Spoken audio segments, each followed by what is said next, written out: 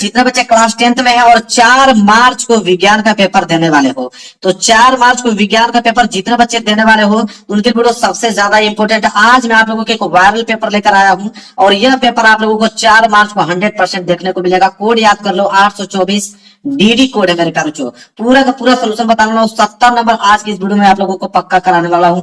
हर एक बच्चे का 70 में 70 बनाना चाहिए और इस वीडियो को उस बच्चे यहाँ शेयर कर दीजिए जो 4 मार्च को विज्ञान का पेपर देने वाले हैं। एडमिट कार्ड लेकर जाएगा। देखिए 2025 का पेपर है मेरे प्यारे बच्चों। एडमिट कार्ड लेकर जाना है आप लोगों को।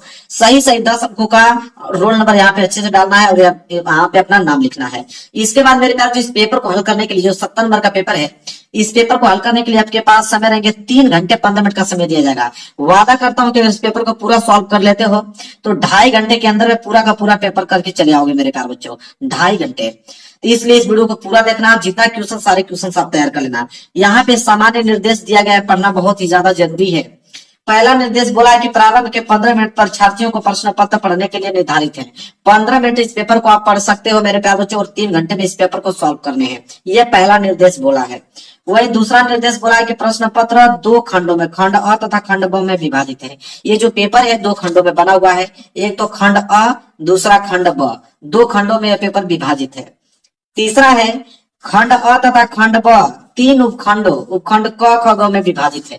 कहने का मतलब कि खंड अ भी और खंड ब, ये दोनों खंड जो है वो 3 उपखंडों में विभाजित है। उपखंड क ख ग में इसलिए 3 उपखंड है क्योंकि यहाँ पे फिजिक्स के, केमिस्ट्री के और बायो के तीनों को प्रश्न पूछे जाते हैं, इसलिए तीनों के खंड अलग अलग दिए रहेंगे। फिजिक्स का अलग, केमिस्ट्री का अलग, बायो का अलग। इसके बाद चौथा देखिए क्या है।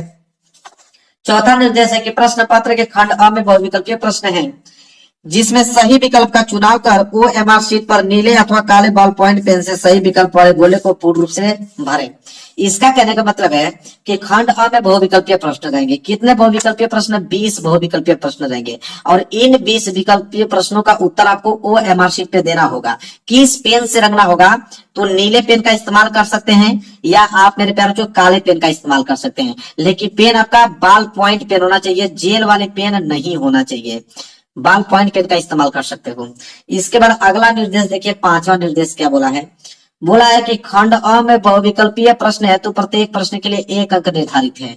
मतलब खंड अ में जो 20 ऑब्जेक्टिव क्वेश्चन पूछा जाएगा तो 1 ऑब्जेक्टिव क्वेश्चन 1 नंबर का पूछा जाएगा। ओवरऑल अगर हम बात करें तो 20 ऑब्जेक्टिव क्वेश्चन 20 नंबर का पूछा जाएगा आप लोगों का खंड अ में। इसके बाद है खंड ब। खंड ब में आपके वर्णनात्मक प्रश्न रहेंगे। इसके बाद है प्रत्येक प्रश्न के सम्मुख उनके निर्धारित अंक दिए गए हैं। मतलब हर एक प्रश्न क्या है आगे आपको बताया गया होगा कि वो प्रश्न 1 नंबर का है कि 2 नंबर का है कि 4 नंबर का है कि 6 नंबर का है। हर एक प्रश्न के आगे आपको लिखा हुआ मिलेगा। इसके बाद है खंड ब। खंड ब के प्रत्येक उपखंड के सभी प्रश्न एक साथ करना आवश्यक है। प्रत्येक उपखंड नए पृष्ठ से प्रारंभ किया जाए। कहने का मतलब है कि खंड ब के जितने भी उपखंड रहेंगे, उपखंड क, उपखंड ख, उपखंड ग, 3 उपखंड रहेंगे। एक फिजिक्स के, एक केमिस्ट्री के, एक बायो के। ठीक है, तो यहाँ पे फिजिक्स है, केमिस्ट्री है, बायो है, तो तीनों के उपखंड अलग अलग करने होंगे। जैसे फिजिक्स का आपने कर दिया, केमिस्ट्री का करने वाले हो तो नए पृष्ठ से आप प्रारंभ कीजिए, बायोलॉजी के करने वाले हो तो नए पृष्ठ से आप उसको प्रारंभ कीजिए, यह बोला है। इसके बाद है लास्ट, सभी प्रश्न अनिवार्य है। मतलब इसमें जितने भी प्रश्न दिए गए हैं सारे प्रश्न करना आपको अनिवार्य है, एक भी प्रश्न छोड़ना नहीं है मेरे प्यारे बच्चों। क्लियर है? पेपर यहाँ से स्टार्ट होता है, ध्यान से देखिए। सबसे पहले आया है खंड अ और खंड अ में देखिए पूछा गया है बहुविकल्पीय प्रश्न और वो भी कितने नंबर के? 20 बहुविकल्पीय प्रश्न, 20 नंबर के, एक एक नंबर के हिसाब से। और उसमें भी सबसे पहले आया है उपखंड क। उपखंड क मतलब फिजिक्स के आपके क्वेश्चन रहेंगे। इसमें फिजिक्स के प्रश्न पूछे गए हैं। इसके बाद केमिस्ट्री के, इसके बाद बायो के, तीनों के मिला के 20 अंक के बहुविकल्पीय प्रश्न पूछे जाएंगे। पहला प्रश्न देखिए क्या पूछा गया है। पहला प्रश्न पूछा गया मेरे प्यारे बच्चों कि एक पारदर्शी माध्यम से दूसरे पारदर्शी माध्यम में प्रवेश करने पर एक प्रकाश किरण के लिए अपवर्तन कोण का मान आपतन कोण की तुलना में अधिक होता है यदि प्रकाश की किरण है। कह रहा है कि यदि प्रकाश की किरण किस माध्यम से किस माध्यम में प्रवेश करेगी कि वहां पे अपवर्तन कोण का मान जो है आपतन कोण की तुलना में अधिक होगा। कौन सा ऐसा कंडीशन से मेरे प्यारे बच्चों? तो पहला वाला कंडीशन है। यह तभी संभव है कि जब सघन माध्यम से विरल माध्यम में प्रकाश की किरण जाएगी, तभी अपवर्तन कोण का मान जो होगा आपतन कोण की तुलना में अधिक होगा। सघन माध्यम से विरल माध्यम में जाएगी तब 20 में 20 ऑब्जेक्टिव क्वेश्चन करा देता हूँ, 20 में 20 ऑब्जेक्टिव क्वेश्चन कर लेना, और वहां पे 50 में 50 वहां पे सब्जेक्टिव क्वेश्चन कर लेना है। 70 में 70 नंबर बिल्कुल आप लोगों का पक्का हो गया मेरे प्यारे बच्चों, आज ही इसको तैयार कर लेना इस पेपर को। इसके बाद अगर हम बात करें दूसरा प्रश्न, देखिए क्या पूछा गया है।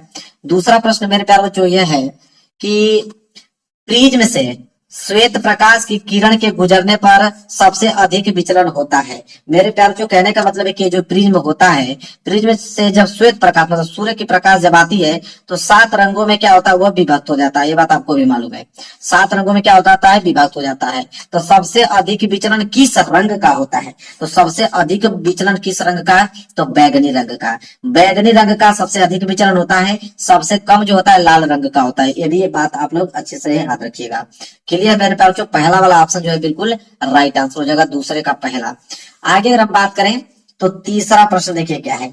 तीसरा प्रश्न मेरे प्यारे बच्चों है कि R व 2R ओम के प्रतिरोधों को श्रेणी क्रम में जोड़ने पर कुल प्रतिरोध R डैश तथा समांतर क्रम में जोड़ने पर R2 हो, तब अनुपात पूछा है कि R1 और R2 का अनुपात बताइए। मेरे प्यारे बच्चों ध्यान से समझिए, आप लोग कह रहा है कि R व R2 को प्रतिरोधों को श्रेणी क्रम में जोड़ने पर। अब मेरे प्यारे बच्चों श्रेणी क्रम में जोड़ने पर कुल प्रतिरोध R डैश होता है। तो अगर कुल प्रतिरोध R डैश प्राप्त होता है और श्रेणी क्रम में इन प्रतिरोधों को जोड़ा गया तो श्रेणी क्रम का फॉर्मूला क्या होता है कि R प्लस 2R, दोनों प्रतिरोधों को जोड़ दो, सिंपल। ठीक है, तो यहाँ पे आपको R डैश का जो वैल्यू होगा R प्लस 2R होगा तो 3R हो जाएगा।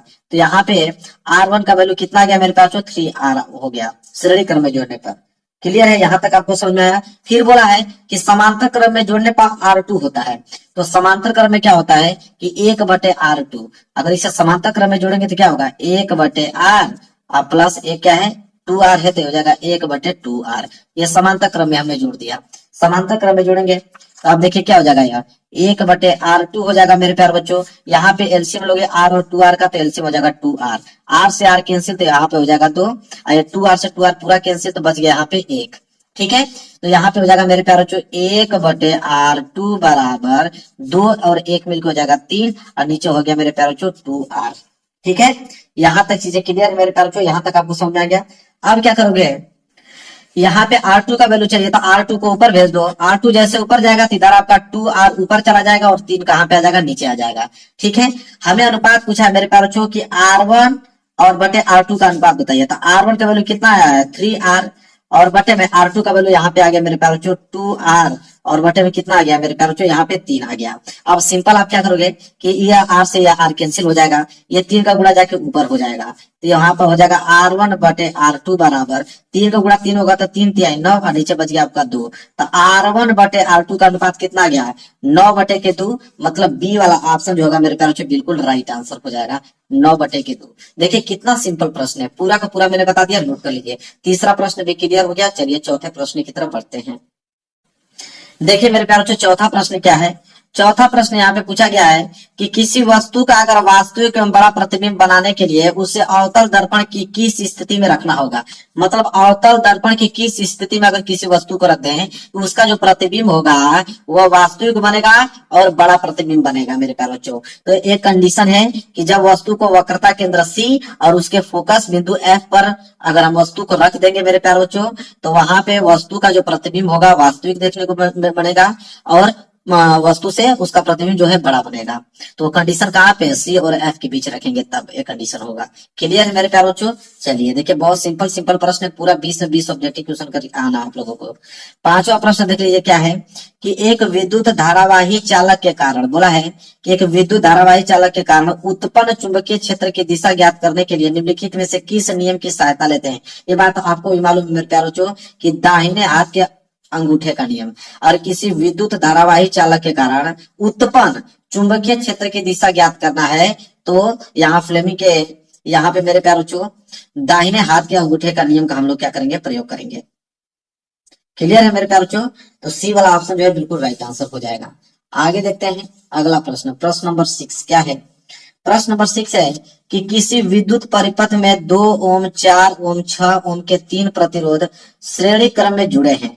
परिपथ में 2 एम्पीयर की धारा प्रवाहित हो रही है, तो प्रत्येक प्रतिरोध के सिरों के बीच विभवांतर क्रमशः क्या होगा। मेरे प्यार जो सिंपल है, देखिए कैसे समझेंगे। बोला है कि कोई परिपथ है, मैं एक परिपथ बना लेता हूं और उसमें 3 प्रतिरोध जुड़े गए हैं। पहला प्रतिरोध ये हो गया, दूसरा प्रतिरोध या तीसरा, और तीनों श्रेणी क्रम में जुड़ा हुआ है। ठीक है, ये आपका मैं बैटरी बना देता हूँ। ठीक है, और यहाँ पे एक एम्पियर मैंने लगा दिया, मीटर लगा दिया। ठीक है, यहाँ पे R1 प्रतिरोध हो गया, या R2 प्रतिरोध हो गया, R3 प्रतिरोध। 3 प्रतिरोध है, एक 2 ओम, ठीक है, और एक आपका 4 ओम, और एक आपका 6 ओम। ठीक है, 3 ओम के प्रतिरोध श्रेणी क्रम में जुड़े हुए हैं। अब परिपथ में 2 एम्पियर की धारा प्रवाहित हो रही है। ठीक है, यहाँ पे जो धारा आई हो रहा है, 2 एम्पियर की धारा प्रवाहित हो रही है, तो प्रत्येक प्रतिरोधों के सिरों के बीच विभवांतर पूछा है कि इसके बीच कितना विभवांतर है, इसके बीच R2 के बीच कितना विभवांतर है, और R3 के बीच कितना विभवांतर है। ठीक है, विभवांतर तीनों का अलग अलग होगा मेरे प्यारों। अगर श्रेणी क्रम में आप प्रतिरोधों को जोड़ते हैं तो धारा तो सेम बहेगी, तीनों में 2-2 एम्पीयर की धारा बहेगी, लेकिन विभवांतर तीनों में अलग होगा। तो मैं पहले वाला की निकालता हूं कि पहले ओम जो R1 है प्रतिरोध, इसमें विभवांतर कितना होगा। तो यहाँ पे हम लोग ओम का नियम लगाएंगे, V बराबर आई आर, V बराबर आई आर हम लोग नियम लगाएंगे। तो यहाँ पे हो जाएगा V बराबर, ठीक है, आई मतलब धारा, तो धारा तो तीनों में समान होगा, मतलब 2 एम्पीयर, तो धारा तो 2 ही रहेगा। R, तो यहाँ पे R की जगह पे क्या होगा, हम पहला प्रतिरोध का निकाल रहे हैं, तो यहाँ पे R1 हो जाएगा।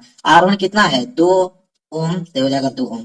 तो V बराबर कितना हो जाएगा, 2 दूनी के 4। ठीक है, 4 वोल्ट जो है वह यहाँ पे विभवांतर होगा पहले प्रतिरोध में। इसी तरह अगर दूसरे प्रतिरोध में निकालेंगे तो V बराबर आई आर टू, दूसरे प्रतिरोध का निकाला तो R2 लिख लो। तो V बराबर आई तो समान रहेगा सब में भाई, तो आई तो 2 ही रहने वाला है। R2 का वैल्यू कितना है, 4, तो इसलिए V बराबर 4 दूनी के 8 वोल्ट विभवांतर होगा दूसरे प्रतिरोध में। तीसरा हम निकाले, तीसरे वाला में कितना विभवांतर होगा, तो V बराबर क्या हो जाएगा, IR3, तो हो जाएगा V बराबर आई तो सेम ही रहेगा। तो अब तीसरा प्रतिरोध कितना है, 6, तो यहाँ V बराबर 6 दूनी के 12 वोल्ट, तीसरे प्रतिरोध में 12 वोल्ट का विभवांतर उत्पन्न होगा। तो भाई 4 8 12 दिया है क्या, 4 8 12 मतलब पहला वाला ही ऑप्शन क्या हो जाएगा, बिल्कुल राइट आंसर हो जाएगा। देखिए कितना सिंपल है मेरे प्यारे बच्चों। आई होप आपको क्लियर हो गया होगा क्वेश्चन नंबर 6 भी। आगे बढ़ेंगे क्वेश्चन नंबर 7 की तरफ। देखिए मेरे प्यारे बच्चों, क्वेश्चन नंबर 7 क्या है। क्वेश्चन नंबर 7 पूछा है कि विद्युत शक्ति का मात्रक होता है, तो कोई भी बता देगा कि विद्युत शक्ति का मात्रक तो वाट होता है। बी वाला ऑप्शन जो है बिल्कुल राइट आंसर हो जाएगा। तो यह फिजिक्स का प्रश्न था जो कि समाप्त हो गया। अब यहाँ पे उपखंड ख स्टार्ट हो गया, केमिस्ट्री का प्रश्न यहाँ से आपको स्टार्ट हो गया, प्रश्न नंबर 8वां से। ठीक है, तो केमिस्ट्री के प्रश्न चलिए करते हैं। देखिए क्या बोला है कि जिन अभिक्रियाओं में आयनों के विनिमय से नए यौगिक बनते हैं उन्हें कहा जाता है। तो आयनों के आदान प्रदान से, आयनों के विनिमय से जो यहाँ पे यौगिक बनते हैं उन्हें कौन सा अभिक्रिया कहते हैं मेरे प्यारे बच्चों, तो उन्हें द्विविस्थापन अभिक्रिया कहते हैं, क्योंकि द्विविस्थापन अभिक्रिया में आयनों के विनिमय से ही नए यौगिक बनते हैं। तो डी वाला ऑप्शन जो होगा बिल्कुल राइट आंसर हो जाएगा। क्लियर है मेरे प्यारे बच्चों, चलिए आई होप क्लियर हो। जैसे Na है तो Na प्लस है और Cl माइनस है, इनका अभिक्रिया कराएंगे तो हो जाएगा NaCl। तो यहाँ पे प्लस चार्ज है, माइनस चार्ज होगा, तो उनके विनिमय से नए यौगिक का निर्माण हो रहा है, तो द्विविस्थापन अभिक्रिया यहाँ पे हो जाएगा। ठीक है, कहने का मतलब है आयनों के विनिमय से जो अभिक्रिया होके यौगिक बनते हैं उन्हें द्विविस्थापन अभिक्रिया कहते हैं। 9वां प्रश्न देखिए क्या है। मीठे सोडे को हम लोग खाने वाला सोडा भी कहते हैं। तो खाने वाले सोडे का अणु सूत्र क्या होता है, तो बिल्कुल मेरे प्यारे बच्चों सोडियम बाइकार्बोनेट NaHCO3 होता है। खाने वाले सोडे का अणु सूत्र क्या होता है, NaHCO3। ठीक है, सी वाला ऑप्शन जो है बिल्कुल राइट आंसर हो जाएगा। आगे बात करेंगे प्रश्न नंबर 10वां। देखिए प्रश्न नंबर 10वां जो है वो है अमलगम होते हैं। तो अमलगम क्या होते हैं मेरे प्यारे बच्चों, तो ये आपका विषमांगी मिश्रण होता है अमलगम। मतलब डी वाला ऑप्शन जो है बिल्कुल राइट आंसर हो जाएगा। 1 नंबर के लिए भी प्रश्न है मेरे प्यारे बच्चों। 20 में 20 ऑब्जेक्टिव करके आना है, एक भी प्रश्न छोड़िएगा मत एग्जाम में। ठीक है, क्योंकि सारे बच्चों का 70 में 70 नंबर चाहिए, 69 भी नहीं पसंद है मुझे, 70 में 70 नंबर चाहिए तो चाहिए किसी कीमत पे। आगे बात कर लेते हैं प्रश्न नंबर 11। देखिए क्या है प्रश्न नंबर 11, प्रोपेनल पूछा है कि प्रोपेनल है, तो प्रोपेनल आपका यह है C3H6O मेरे प्यारे बच्चों, जिसमें रेशियो 1:2 का रेशियो बने। देखिए 3 एकम 3, 3 दूनी के 6, तो ये आपका प्रोपेनल कहलाता है। बी वाला ऑप्शन जो है बिल्कुल राइट आंसर हो जाएगा। 12वां प्रश्न देख लीजिए क्या है। 12वां प्रश्न है कि एसिटिक अम्ल का आईयूपीएसी नाम है। तो एसिटिक अम्ल का आईयूपीएसी नाम तो एथेनोइक अम्ल होता है। एथेनोइक अम्ल दिखा बी वाला ऑप्शन देखिए। एसिटिक अम्ल का आईयूपीएसी नाम क्या होता है मेरे प्यार, जो एथेनोइक अम्ल होता है। तो 12वें का बी जो है राइट आंसर हो जाएगा। और ये भी प्रश्न कितने नंबर के लिए है, 1 नंबर के लिए पूछा गया है। इसके बाद 13वां प्रश्न है कि अम्लीय वर्षा के जल का संभावित पीएच मान होता है। तो अम्लीय वर्षा का पीएच मान 5.2 होता है, ये बात आपको भी मालूम होगा। पहला वाला ऑप्शन जो है बिल्कुल राइट आंसर हो जाएगा। ये भी प्रश्न 1 नंबर का। तो केमिस्ट्री वाला भी खत्म। अब यहाँ से उपखंड ग स्टार्ट हो गया। उपखंड ग में मतलब बायो वाले प्रश्न आपके देखेंगे। अब बायो वाले प्रश्न यहाँ से क्वेश्चन नंबर 14 से स्टार्ट होंगे। क्वेश्चन नंबर 14 बोला है फेफड़ों से शुद्ध रक्त आता है। तो फेफड़ों से शुद्ध रक्त आता है बाएं आलिंद में। कहाँ पे आता है, बाएं आलिंद में आता है। ए वाला ऑप्शन जो है बिल्कुल राइट आंसर हो जाएगा। 15वां है कि पीत का संश्लेषण होता है। तो पीत का संश्लेषण तो यकृत में होता है, लीवर में होता है। बी वाला ऑप्शन जो है बिल्कुल राइट आंसर हो जाएगा। 16वां है अलैंगिक जनन मुकुलन द्वारा होता है। तो अलैंगिक जनन मुकुलन द्वारा ईस्ट में होता है। ये सारे क्वेश्चन बहुत सिंपल सिंपल है मेरे प्यारों, तुरंत याद हो जाएगा। तो अलैंगिक जनन मुकुलन होता है ईस्ट में, बी वाला। 16 का बी जो है बिल्कुल क्या हो जाएगा मेरे प्यारों, राइट आंसर हो जाएगा। आगे बात कर लेते हैं प्रश्न नंबर 17। निम्न में से कौन सा मानव में मादा जनन तंत्र का भाग नहीं है। तो मादा जनन तंत्र का भाग तो आपका शुक्रवाहिका नहीं है, बाकी तो अंडाशय, गर्भाशय, डिंबवाहिनी सभी मादा जनन तंत्र के भाग हैं। ठीक है, शुक्रवाहिका नर जनन तंत्र का भाग होता है, तो शुक्रवाहिका हो जाएगा। ठीक है, 18वां देखिए मेंडल प्रसिद्ध है। ये तो सबको मालूम है कि मेंडल प्रसिद्ध है, आनुवंशिकता के क्षेत्र में प्रसिद्ध है। आनुवंशिकता के क्षेत्र में पहला वाला ऑप्शन जो है बिल्कुल राइट आंसर हो जाएगा। 19वां प्रश्न देख लीजिए। पुरुष में लिंग गुणसूत्र होता है, सबको मालूम है कि पुरुष में एक्स वाई लिंग गुणसूत्र होता है। ठीक है, महिला में पूछते हैं तो एक्स गुणसूत्र होता है। तो पुरुष में लिंग गुणसूत्र होता है एक्स और वाई। ये भी प्रश्न 1 नंबर के लिए। 20वां प्रश्न लास्ट प्रश्न है ऑब्जेक्टिव का कि पादप में जाइलम उत्तरदायी है। तो पादप में जाइलम पूछा है मेरे प्यारों। तो जाइलम जो होता है जल का वहन करने में, ज से जाइलम, ज से जलवहन। ठीक है, इस तरह याद कर सकते हो ट्रिक बना के। तो जाइलम जल का वहन करने में। एक आपको फ्लोएम पूछता है मेरे प्यारों, एक आपको क्या पूछता है, फ्लोएम। ठीक है, फ्लोएम। यहाँ फ है, फ मतलब एफ, एफ मतलब फूड, फूड मतलब भोजन। तो जब भी अगर पूछे कि पादप में फ्लोएम उत्तरदायी है, तो फ्लोएम जो है भोजन का वहन करने में। यहाँ पे जाइलम पूछा है तो जल का वहन करने में। तो दोनों प्रश्न आपको याद होने चाहिए। ये भी प्रश्न 1 नंबर के लिए ही है। अब यहाँ से स्टार्ट होता है वर्णात्मक प्रश्न खंड ब मेरे प्यारे बच्चों।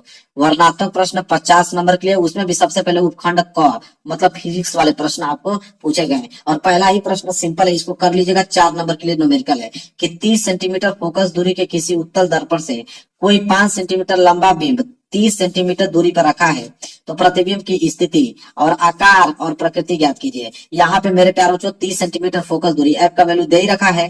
5 सेंटीमीटर लंबी वस्तु की यहाँ पे ऊंचाई दे रखा है एस डैश, और यहाँ पे यू का वैल्यू दे रखा है कि वस्तु जो है 30 सेंटीमीटर दूरी पे रखी है। भी का वैल्यू पूछा है और एच का वैल्यू आकार पूछा है उसका। प्रकृति मतलब एम का वैल्यू पूछा है। 4 नंबर। लो भाई, यहाँ पे दर्पण सूत्र लगा लेना, आपको मिल जाएगा तुरंत। तो 4 नंबर के लिए प्रश्न है, बहुत सिंपल है। दूसरा प्रश्न है कि निकट दृष्टि दोष को दूर करने के लिए उपयोगी लेंस बताइए, इसका किरण आरेख बताइए। निकट दृष्टि दोष, ठीक है, दूर दृष्टि दोष में उत्तल दर्पण का करते हैं, निकट दृष्टि दोष में अवतल। ठीक है, तो निकट दृष्टि दोष को दूर करने के लिए उपयोगी लेंस अवतल लेंस का प्रयोग करेंगे। और इसका किरण आरेख खींच लीजिएगा। 4 नंबर आपको देखिए फ्री में ले जाओगे। इतने सिंपल सिंपल प्रश्न दिए हैं, ये दोनों प्रश्न इंपॉर्टेंट है, इसको तैयार कर लोगे मेरे प्यारों बच्चों, क्लियर हो जाएगा। किस लेंस का प्रयोग करते हैं, तो अवतल लेंस का। ठीक है, बहुत सिंपल प्रश्न है, बहुत आसान है। 70 में 70 नंबर लाना मेरे प्यारे बच्चों। आगे देख लीजिए तीसरा प्रश्न, तीसरा भी न्यूमेरिकल है, ये भी सिंपल है। देखिए बोला है कि 2 ओम, 3 ओम, 5 ओम के प्रतिरोधों को श्रेणी क्रम में जोड़ा गया है। तो श्रेणी क्रम में जोड़ लेना है। बोला है कि यदि संयोजन के दोनों सिरों पर 30 वोल्ट का विभवांतर अगर लगा हो, तो प्रत्येक प्रतिरोध के सिरों के बीच विभवांतर ज्ञात कीजिए। ये भी प्रश्न सिंपल है, 4 नंबर के लिए भाई। ये भी प्रश्न बहुत ज्यादा सिंपल है। और चौथा प्रश्न है कि नामांकित चित्र की सहायता से फ्लेमिंग के बाएं हाथ का नियम लिखे। कोई भी ऐसा लड़का नहीं होगा जिसको फ्लेमिंग के बाएं हाथ का नियम न मालूम हो। 6 नंबर के लिए। जिनको नहीं मालूम होगा कोई बात नहीं, अथवा करके एक ऑप्शन और दिया है आपको कि किसी प्रिज्म में श्वेत प्रकाश के विक्षेपण को रेखांकित स्पष्ट कीजिए। अभी मैंने बताया ना कि कोई प्रिज्म है, इससे जब श्वेत प्रकाश जाती है तो 6 रंगों में विभक्त हो जाता है। बस चित्र बना लेना और यहाँ पे रंगों के 6 रंगों के नाम लिख देना, बस हो गया मेरे प्यारे बच्चों। अधिक विचलन आपको मालूम है कि बैगनी रंग का, कम विचलन लाल रंग का होता है। थोड़ा सा पॉइंट बना के लिख देना, काम बन जाएगा। यहाँ से स्टार्ट हो गया उपखंड ग। ठीक है। उपखंड ख में आपके केमिस्ट्री के प्रश्न रहेंगे मेरे प्यारे बच्चों। प्रश्न नंबर 5वां से स्टार्ट। अब हर एक व्यक्ति को मालूम है कि उष्माशोषी मतलब दहन अभिक्रिया, उष्माशोषी अभिक्रिया का क्या अर्थ है, उदाहरण दीजिए। तो उष्माक्षेपी, उष्माशोषी, तो कई बार मैं बता चुका हूँ कितने ज्यादा इंपॉर्टेंट है, 2 नंबर मिलेंगे। उष्माक्षेपी का परिभाषा और उदाहरण दोगे तो 2 नंबर, उष्माशोषी का परिभाषा और उदाहरण दोगे तो 2 नंबर, 4 नंबर क्लियर हो गए आपके। ऑक्सीकरण अभिक्रिया, बार बार कहता हूँ कि ऑक्सीकरण अभिक्रिया का तैयार कर लो। ऑक्सीकरण अभिक्रिया क्या है, उदाहरण सही समझाइए, 4 नंबर ले जाइए। प्रश्न नंबर ये 6 है। 7वां प्रश्न पूछा है कि धातुओं की सक्रियता श्रेणी क्या है। हाइड्रोजन से अधिक सक्रिय एवं दूसरा कम सक्रिय, ऐसे एक एक धातु का नाम लिखिए। तो सक्रियता श्रेणी आपको मालूम है, सक्रियता श्रेणी बना लेना पूरा सारणी, और हाइड्रोजन से एक अधिक सक्रिय धातु और एक हाइड्रोजन से कम सक्रिय धातु का नाम भी लिख देना। 6 नंबर आपको क्लियर हो जाएंगे। हाँ, अगर एक प्रश्न नहीं करना चाहते हो कोई प्रेशर नहीं है, अथवा करके एक प्रश्न दिया है कि निम्नलिखित पर संक्षिप्त टिप्पणी लिखिए। 6 नंबर के प्रश्न है। भर्जन क्या होता है बताओगे, 2 नंबर मिलेगा। उभय अपघटन क्या होता है बताओगे, 2 नंबर मिलेगा। संक्षारण क्या होता है उसे बताओगे, 2 नंबर मिलेगा। अगर ये वाला प्रश्न नहीं करना चाहते हो धातु की सक्रियता श्रेणी वाली, तो इन तीनों की परिभाषा दे दो, भर्जन, उभय अपघटन, संक्षारण, 6 नंबर आपको मिल जाएंगे। यह है प्रश्न नंबर 7वां। चलिए अब स्टार्ट होता है उपखंड ग। उपखंड ग में मेरे प्यारे बच्चों बायो वाले प्रश्न आपके रहेंगे। किसके प्रश्न रहेंगे, बायो वाले। 8वां प्रश्न देख लो क्या है, कह रहा है कि लार में पाए जाने वाले एंजाइम का नाम लिखिए और बताइए इसके क्या कार्य हैं। ठीक है, बहुत सिंपल प्रश्न है मेरे प्यारे बच्चों। ये भी प्रश्न आपके एग्जाम में 4 नंबर के लिए पूछे जाते हैं। ठीक है, बोला है कि मुकुलन पर संक्षिप्त टिप्पणी लिखिए, कि मुकुलन पर संक्षिप्त टिप्पणी लिखना है। ये भी प्रश्न आपके 4 नंबर के, तो ऊपर वाला भी 4 नंबर का, ये भी 4 नंबर का है। 10वां प्रश्न है मेरे प्यारे बच्चों कि निम्नलिखित पर संक्षिप्त टिप्पणी लिखना है। 4 नंबर आपको दिया जाएगा। एक, प्राकृतिक संसाधनों का संचरण कैसे होता है। पूर्ण रूप भवन मतलब पूर्व जनन किसे कहते हैं, 2 नंबर इस पे मिलेंगे। दोनों का परिभाषा दे देते हो, अच्छे से बता देते हो, 4 नंबर के लिए हो जाएगा।